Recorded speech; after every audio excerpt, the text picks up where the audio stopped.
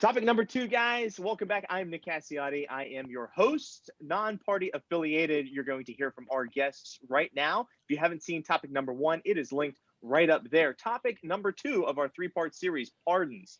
Trump has gone on a Christmas blitz with pardons and commuting sentences. The media is blasting his actions as a gross abuse of power. Why is he doing it? Who does it affect? And don't most presidents have similar actions near the end of their terms anyway, Rez? So look, apparently the criteria for Trump pardoning you is that if you are a corrupt Republican, if you've been convicted in the Russia probe, if you are a co-conspirator with Trump, and now if you are a war criminal. Now, all the other ones, I'm not surprised that Trump pardoned them because this is what we've known about Trump for the past few years, is that he likes you if you're loyal to him. But the fact that he pardoned war criminals is absolutely disgusting. For those who don't know, so Blackwater is a private mercenary group that were involved in the Iraq War. A couple of the people that Trump pardoned were people who were convicted for open firing on Iraqi civilians. These people were convicted by our justice system, and Trump pardoned them. This is absolutely disgusting. This is yet another stain on Trump's legacy, and we should not be surprised that Trump went out of his way to pardon people who were convicted for killing innocent civilians. Joe, looking at the media narrative behind this, they're saying it's a gross abuse of power, Joe, but didn't President Obama have the same number of pardons to begin with anyway? I mean, isn't this something that the presidents do at the end of their terms? And to that point, if it's something that they do anyway, if it's something that these presidents have done in the past for decades now, I mean, you're looking at a lot of prior presidents, especially Obama, especially George W. Bush. Why is the media painting this in such a negative light that Trump's doing it now? One of the issues with the way he's doing it right now is in most of the previous cases, the pardons come after somebody has served their time. They're still recognized as a felon. He comes along and says, okay, we're going to wipe your record away. That isn't necessarily the case in the way Trump has decided to handle things, especially in the cases of several of the convictions regarding war crimes. As Rez pointed out, the Blackwater issue. Now, most of us who were paying attention 2-3 years ago went, yeah, Trump loves his war criminals. Chief Gallagher, case in point. I mean, Gallagher hadn't even been convicted before Trump was going in and saying, yeah, he's a good guy. I like the way he kills terrorists, or civilians or anybody he wants to, especially the way he does it, because it's so, yeah, it's rather grotesque, but it's an established fact that Trump loves his war criminals. He loves people who feel that the ends justify the means. And that right there is the gross abuse of power that more than anything else. But this goes back to favors. A lot of these people have done an awful lot of work for him in his campaign, in his business. They've supported Republicans throughout. They've supported his administration throughout. And they've done great things while adapting to the philosophy that the ends justify the means. Kyle, we're looking at a record number of pardons potentially from President Trump.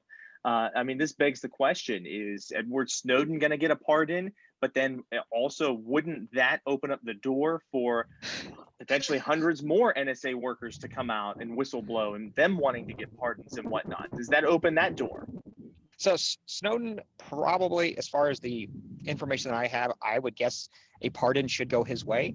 But I mean, that's a very difficult case to make. I think Assange is a little bit more clear. Like, he's a journalist. He moved information to the public sector. That I don't see that should be a criminal activity.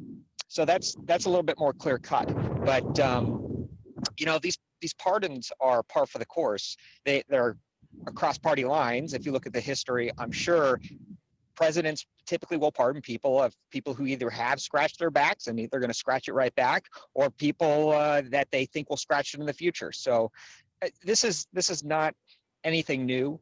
Politicians do this, and I think it should be looked down upon. But until we find a way to penalize it in some way, I think you'll continue to see the behavior. So. Rez, what should the general population, the public, what should my friends and family take away from what President Trump is doing right now? I think they should be disgusted by his recent pardons. The fact that Trump, with his pardon, is rewarding bad behavior. It's telling the country that it's okay to kill innocent civilians as long as you are loyal to President Trump. Keep in mind that one of the, I believe, the co-founder of Blackwater is Betsy DeVos's husband. Her husband has connections to Blackwater. The fact that he pardoned people who opened fired on innocent civilians, and it's disgusting. And I mean, and that incident was so bad for Blackwater that they have to change their name.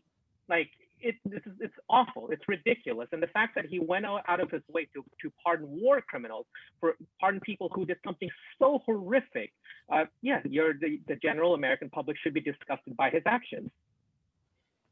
Joe, does this set a precedent moving forward on behavior as well as this quid pro quo? I mean, realistically, I mean, what should we take away? I mean, I'm trying to weave in a narrative of the Greens or the Libertarians, but it's so hard to when they haven't had the opportunity to join us. You know, realistically, we're looking at two parties that continually stomp out any other objections to what they're looking at, right?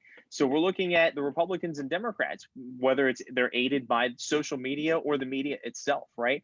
So it's so hard to hear from the Greens and get their points across, and for them to shine the light on criminals on both sides of the equation, right? So aren't the Democrats right now talking out of both sides right now? If I had a Republican on here, he would say, "Whoa, Obama did similar pardons, did more pardons," right?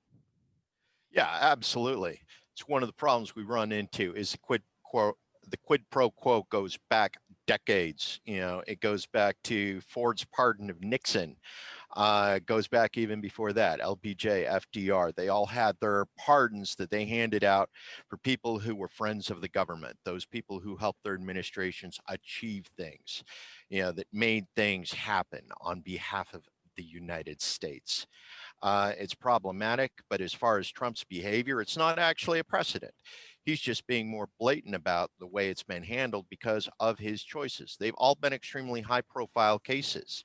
In years past, that high profile never would have happened. The news would have quietly damped it down and gone on. New social media, the mainstream media has lost control of the narrative. We own it now on social media. People get to see what we think, what we believe, what we know. It can no longer be controlled by talking heads, sitting in studios at MSNBC or CNN. Even InfoWars, as much as I'm not a big fan of Alex Jones, the man has come out with some stuff and has been proven right in a number of instances. So those talking heads, they're losing control. Joe Rogan's taking over. He's got good things. Niche markets are popping up all over the place. So look, I don't think it's fair to both sides of this issue. I cannot recall a Democratic president who actively pardoned loyalists, actively rewarded bad behavior, or a Democratic president who pardoned war criminals. I mean, what we're seeing with Trump is that he's blatantly rewarding loyalty to him. The fact that he pardoned Roger Stone or George Papadopoulos, people who lied to our Justice Department and were convicted for it. And then now with this recent pardon, I mean, he pardoned war criminals. And again, these people were convicted by our justice system, people who opened fire on civilians. So no, I don't think it's fair to both sides of this issue. What we're seeing with Trump is unprecedented. Sure. Kyle, I'll give you the last word when it comes to pardons and Trump. So, Rez, I would just challenge you to go ahead and take a look at the history of the Democrats, because it would shock me if they didn't have some egregiousness on their side. And talking about the Green Party and the Libertarians, I'm convinced that if they were in power and they had the same platform, they would do egregious things too. This stems from having power. This doesn't stem from a different. I think across the platforms, people who have power will abuse it because power corrupts. Great. We appreciate our guests for coming on, and you, the viewer, if you can, please share this on social media. Give us a thumbs up if you like me and all of our guests here. We will see you in part 3 soon. Thanks, guys. Bye.